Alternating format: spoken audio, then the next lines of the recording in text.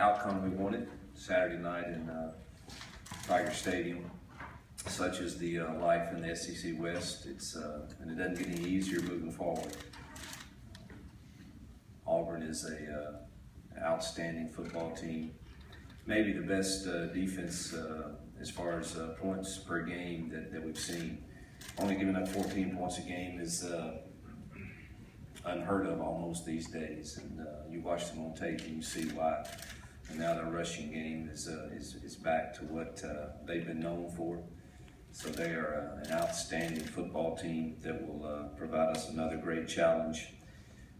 Glad it's at home. We're glad to be back home to play in front of our fans in our stadium, and hopefully that will give us an extra amount of energy as we go in another SEC West battle.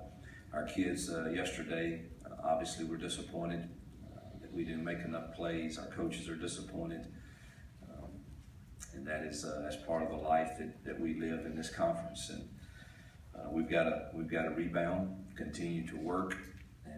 Hopefully the leaders will lead, and we look forward to another challenge at home this Saturday. All right, raise your hand. We'll bring the microphone to you if you have a question.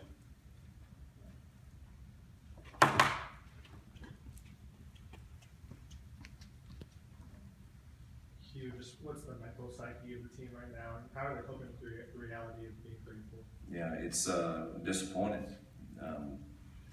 But when you look at the tapes of the teams we've played, it's easy to see that you can lose those games when you don't.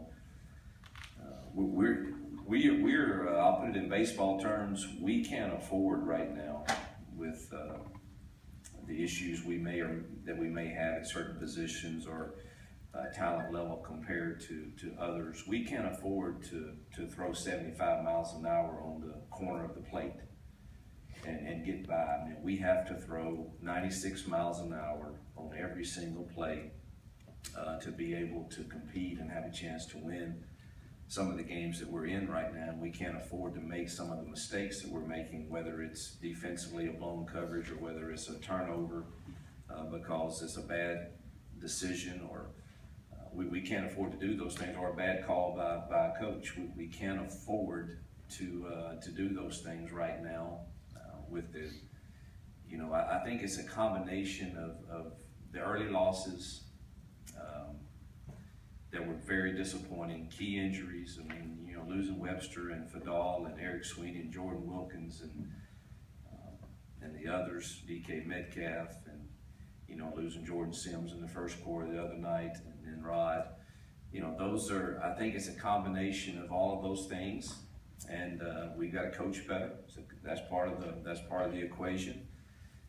So all of that factors into the disappointment that we set in right now, but we're not the first to experience that, and probably won't be the last time we experience it in this league. So we got to fight. Coach, after watching film, what did you see out of Willie and tomorrow strong also Rod Taylor's test results? Rod is a high ankle sprain, so he'll be questionable for this week. It's not a break. But those high sprains are difficult at times, so he'll be questionable. Tomorrow he'll play really well in our big packages. We got to try to get him to understand some of the base stuff that we do, and because he definitely plays the game the way we want it played. The third one, Willie did some good things.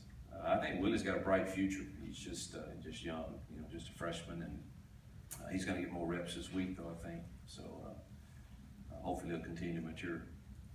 Coach, you think players knowing what you just said, that they have to play on an edge all the time is maybe put some pressure on them to make things happen that aren't there? Yeah, when the expectations get so high and you don't meet them, it's easy for either frustration or the pressure to feel like you have to perform at a certain level. I think all of us can feel that at certain times, but that's. I try to embrace it, and I tell the team that's a good thing that people expect that of you. But being that we're playing a lot of young kids in certain spots, that certainly is a part of it. But you got to embrace it and move forward. But that could be some of it. That's not something that they verbalized to us. I think a lot of it, and part of the equation you have to put in there, and people don't give maybe enough credit to LSU.